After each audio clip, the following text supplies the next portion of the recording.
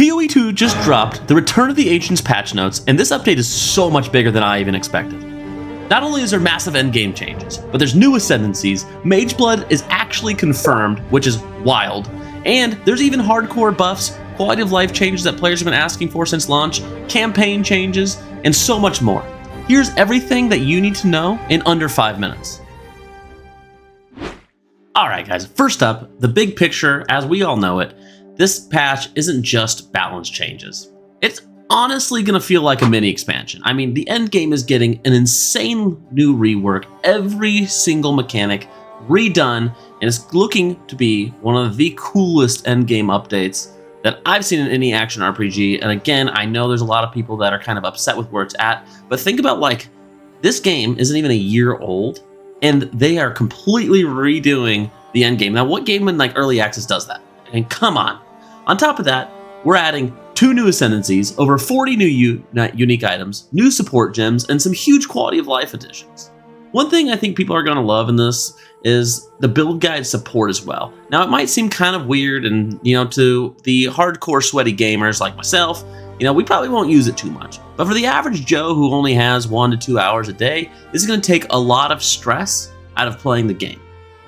Trade is also going to get a huge improvement because Shift-Alt clicking items now can help you search the market prices instantly instead of having to type it all in yourself. Thank you, GGG. Anyways, there's so much going on, and here are a few of the big things that I'd like to highlight with this new patch. Now we're going to get into some of the few changes that I think are going to be really insane for hardcore.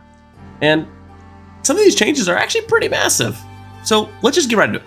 Bleeds on players are no longer stronger while moving, which is honestly a straight quality of life for hardcore players, as how many of you have died from bleeding?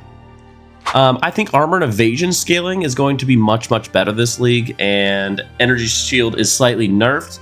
So while I don't think this is necessarily a great change for hardcore, I do think you're going to have more viable options, and you're not going to feel like you only have to go energy shield, which is kind of cool. And then there's some change with the leech mechanics, and they're being completely reworked, it seems, and I am not entirely sure, looking at this, if it's good or bad or neither. So overall, the sustainability looks much healthier. Let's be real. Alright guys, there is an insane amount of uniques coming into this patch, and I think there's going to be some spicy builds coming out there with some of these uniques, and I'm hoping that the changes they're making where you can, it seems, upgrade the uniques to make their base stats better. Hopefully that'll make, 99% of the current uniques that are pretty much worthless viable now. And let's be real, Mageblood is confirmed for this league, and I'm excited to have another chase item. It's going to be awesome looking for that Mageblood, and I hope it's just as good in POE 2 as it is in POE 1. Return of the Ancients is looking like one of the biggest POE 2 updates we've had so far. Massive endgame changes, new Ascendancies, new uniques, build guide support for those that are looking for that, and a lot of balance shifts that could completely shake up hardcore and hardcore SSF. Now, I want to hear from you. What is the biggest thing you're hyped for? And what do you think is getting nerfed into the ground secretly behind the patch notes? Let me know below, and let me know what your league starter is going to be.